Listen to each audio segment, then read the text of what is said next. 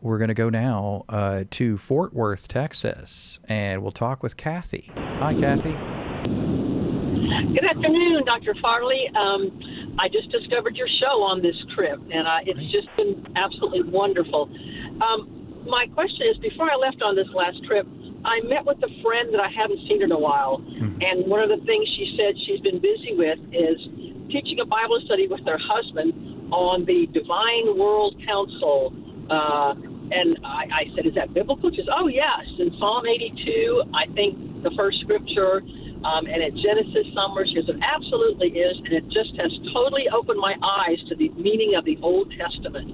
So I haven't had a chance to really delve into that. And so as long as I'm driving and listening to you, I thought maybe you had something you could tell us about the Divine Council. Okay. Yeah, well, we can certainly talk about it. I don't know. I mean, it's the first time I've ever been asked about it. It's not something that's taking the world by storm, but Psalm 82, people often call the Divine Council. It's the idea that some are basically saying that a gathering of spiritual beings or a gathering of gods, little g gods, over which God presides. And so in this psalm, Psalm 82, God stands in the assembly of these beings, and he's judging them, and he's highlighting their failure to uphold justice, their failure to defend the weak, and their failure to defend the needy.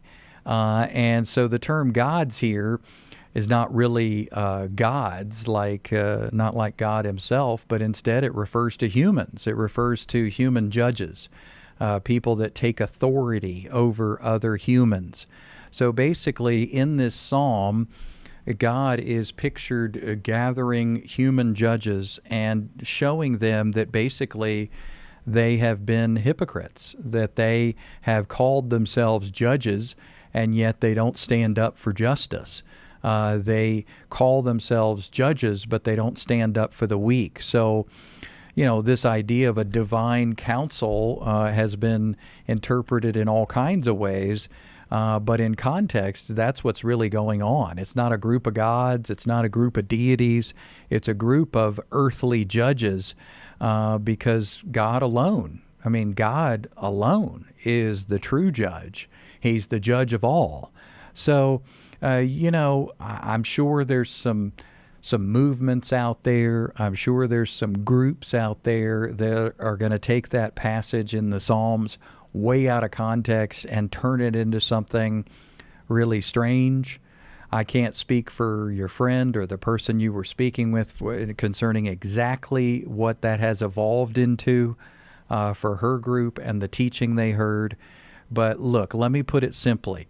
In Psalm chapter 82, there are these gods, and it's little g, and it's almost used tongue-in-cheek, like God is calling these human judges little gods because they're hypocrites, and that's how they see themselves. They see themselves as little gods.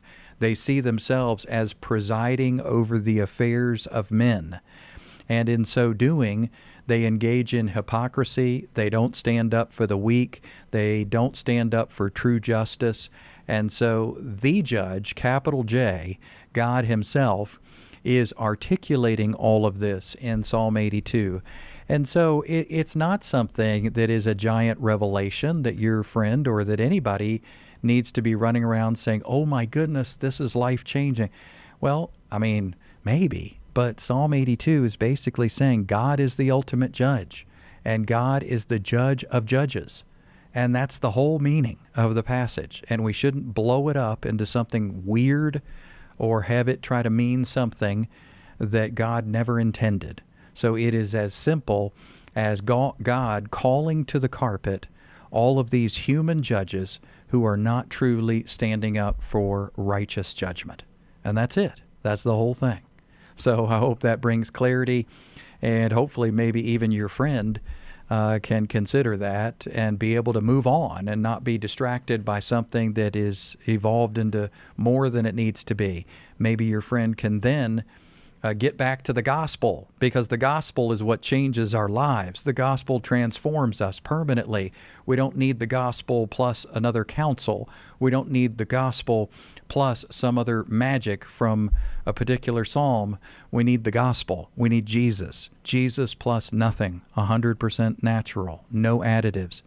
And the last thing we need to do is be contorting a passage into some new doctrine or some new focus, some trendy movement that takes the focus off of Christ. So that's my 2 cents. Reach out to us again anytime. Great to hear from you.